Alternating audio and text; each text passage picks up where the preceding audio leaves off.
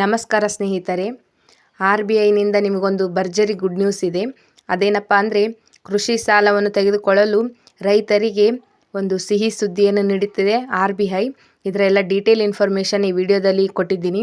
ಅದಕ್ಕೂ ಮೊದಲು NMS daily updates YouTube ಚಾನಲ್ಗೆ ಯಾರು ಸಬ್ಸ್ಕ್ರೈಬ್ ಆಗಿಲ್ಲ ಈ ಕೂಡಲೇ ಸಬ್ಸ್ಕ್ರೈಬ್ ಆಗಿ, ಹಾಗೆ ಪಕ್ಕದಲ್ಲಿ ಕಾಣೋ ಬೆಲ್ ಐಕಾನ್ನ ಕ್ಲಿಕ್ ಮಾಡೋದ್ರ ಮೂಲಕ ಮುಂದೆ ಬರುವ ಎಲ್ಲ ಹೊಸ ಮತ್ತು ಇಂಪಾರ್ಟೆಂಟ್ ನೋಟಿಫಿಕೇಶನ್ ನೀವೇ ಮೊದಲು ಪಡೆಯಬಹುದಾಗಿರ್ತದೆ. ಇನ್ಯಾಕೆ ತಡ, ವಿಡಿಯೋನ ಶುರು ಮಾಡೋಣ ಬನ್ನಿ ಸ್ನೇಹಿತರೆ. ಭಾರತೀಯ ರಿಸರ್ವ್ ಬ್ಯಾಂಕ್ ಕೃಷಿ ಕ್ಷೇತ್ರಕ್ಕೆ ಉತ್ತೇಜನವನ್ನು ನೀಡುವ ಸಲುವಾಗಿ ಹೊಸ ಘೋಷಣೆಯನ್ನು ಮಾಡಿದೆ ಸ್ನೇಹಿತರೆ. ಕೃಷಿ ಸಾಲದ ಮೇಲಿನ ಮಿತಿಯನ್ನು ಏರಿಕೆ ಮಾಡಿದ್ದು ಜನವರಿ 1, 2025ರಿಂದ ಈ ಹೊಸ ಘೋಷಣೆ ಸಹಾಯಧನವನ್ನು ಪಡೆಯಬಹುದು. RBI ಹೊಸ ಘೋಷಣೆಯಿಂದ ದೇಶದ ಸುಮಾರು 86% ಚಿಕ್ಕ ರೈತರಿಗೆ ಅನುಕೂಲವಾಗಲಿದೆ ಎಂದು ಅಂದಾಜು ಮಾಡಲಾಗಿದೆ. RBIನ ನೂತನ ಗವರ್ನರ್ ಆದ ಸಂಜಯ್ ಮಲ್ಹೋತ್ರಾ ಅವರು ಮೊದಲ ಮಾಡಿದ ಘೋಷಣೆಯೇ ರೈತರಿಗೆ ಸಂಬಂಧಪಟ್ಟಿದ್ದಾಗಿದೆ.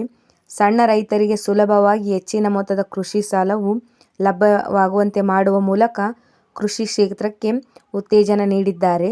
RBIನ ಈ ಹೊಸ ಘೋಷಣೆಯಿಂದಾಗಿ ಸಣ್ಣ ರೈತರಿಗೆ ಅನುಕೂಲವಾಗಲಿದ್ದು, ಕಡಿಮೆ ಮೊತ್ತದ ಸಾಲಕ್ಕೆ ಯಾವುದೇ ಜಮೀನು ಮತ್ತು ಮನೆಯನ್ನು ಅಡವಿ ಇಡುವ ಪ್ರಶ್ನೆ ಬರುವುದಿಲ್ಲ. ಇದರಿಂದಾಗಿ ಅತಿ ಸಣ್ಣ ಮತ್ತು ಸಣ್ಣ ರೈತರಿಗೆ ಸಹಾಯವಾಗಲಿದೆ.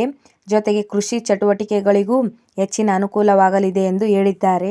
RBI ದೇಶದ ರೈತರಿಗೆ ಅನುಕೂಲ ಮಾಡಿಕೊಡಲು ಕಾಲದಿಂದ ಕಾಲಕ್ಕೆ ಕೃಷಿ ಸಾಲದ ಮೇಲಿನ ಮಾರ್ಗಸೂಚಿಯನ್ನು ಪರಿಷ್ಕರಣೆ ಮಾಡುತ್ತಿದೆ.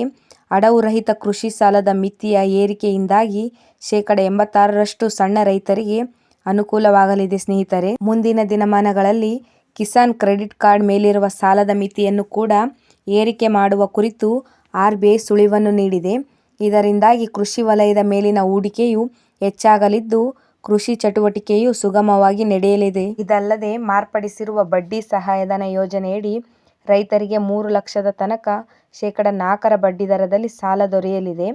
ಈ ರೀತಿಯಾಗಿ ಕೃಷಿಗೆ ಉತ್ತೇಜನ ನೀಡಿದರೆ ಗ್ರಾಮೀಣ ಪ್ರದೇಶದಲ್ಲಿರುವ ಜನರ ಜೀವನ ಮಟ್ಟವು ಆರ್ಥಿಕವಾಗಿ ಸುಧಾರಿಸಲಿದೆ.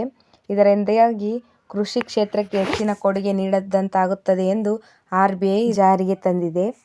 RBI ದಿನದಲ್ಲಿರುವ ಬ್ಯಾಂಕುಗಳಿಗೆ ಕೃಷಿ ಸಾಲದ ವಿಚಾರದಲ್ಲಿ ಮಾರ್ಗಸೂಚಿ ಬದಲಾವಣೆ ಮಾಡಿರುವ ಕುರಿತು ವ್ಯಾಪಕ ಪ್ರಚಾರ ಮಾಡಬೇಕು ಎಂದು ಹೇಳಿಕೆಯನ್ನು ನೀಡಿದೆ. ದೇಶದ ಪ್ರತಿಯೊಂದು ರೈತರಿಗೂ ಈ ಮಾಹಿತಿ ತಲುಪಬೇಕು. RBIನ ಹೊಸ ಘೋಷಣೆಯ ವಿಚಾರವನ್ನು ಎಲ್ಲರಿಗೂ ತಲುಪಿ ಪ್ರಯೋಜನವನ್ನು ಪಡೆದುಕೊಳ್ಳಬೇಕು ಸ್ನೇಹಿತರೆ. ಆದಷ್ಟು ನಿಮ್ಮ ಫ್ರೆಂಡ್ಸ್ ಮತ್ತು ಫ್ಯಾಮಿಲಿಗೆ ವಿಚಾರವನ್ನು ಶೇರ್ ಮಾಡೋದರ ಮೂಲಕ ಅವರ ಜೀವನ ಮಟ್ಟ ಸುಧಾರಿಸಲು ಸಹಾಯವಾಗುತ್ತದೆ ಸ್ನೇಹಿತರೆ. ಈ ವಿಷಯದ ಕುರಿತು ನಿಮ್ಮ ಅನಿಸಿಕೆ ಮತ್ತು ಅಭಿಪ್ರಾಯ ಏನಾದರೂ ಇದ್ದರೆ ಕಾಮೆಂಟ್ಸ್ ಬಾಕ್ಸ್ನಲ್ಲಿ ಕಾಮೆಂಟ್ ಮಾಡೋದನ್ನು ಮರೆಯಬೇಡಿ ಸ್ನೇಹಿತರೆ. ಧನ್ಯವಾದಗಳು ಸ್ನೇಹಿತರೆ.